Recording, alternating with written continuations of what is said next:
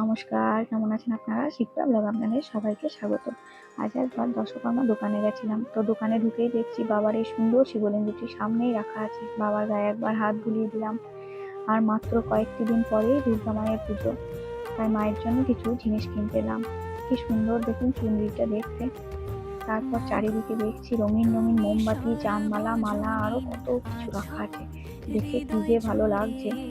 তারপর একটা একটা করে জিনিস আমি নিজের হাতেই নিচ্ছিলাম।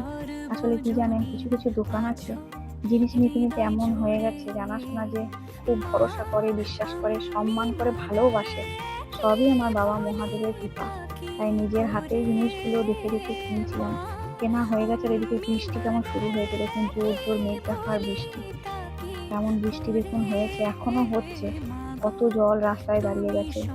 কিন্তু সঙ্গে তো আমার বাবা থাকেন, তাই আমি ভয় পাই না। বাবার নাম নিতে নিতে রাস্তায় জলে জলেই হাঁটতে হাঁটতে বাড়ি এলাম। রাস্তায় একটিও টোটো রিক্সা কিচ্ছু ছিল না। কিন্তু চিন্তা করছিলাম যে জিনিসগুলো কিছু ভিজে যাবে কিনা।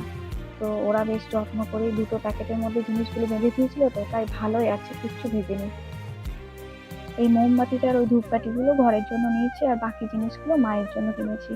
মাকে আমি প্রত্যেক বছর অষ্টমীর দিন এই শোলা সিংহার সাজ দিয়ে থাকি। তো আর এই মালাটা দেখুন কি সুন্দর দেখতে, পদ্মের মালাটা মায়ের জন্য নিলাম। পছন্দ হলো, দেখতে বেশ ভালো লাগলো। আসল কথা কি জানেন, মা তো একটা বছর পর এই পৃথিবীতে আসেন ভক্তদের কাছ থেকে ভালোবাসা আর ভক্তি পাওয়ার জন্য। আর আমার কি বা ক্ষমতা আছে মাকে দেবো ভক্তি আর ভালোবাসা বলতে? মায়ের কাছে 4টে দিন অনেকটা সময় কাটাই, অঞ্জলি দিই, আর এই শোলা সিংহার সাজটি মায়ের চরণে দিয়ে আসি।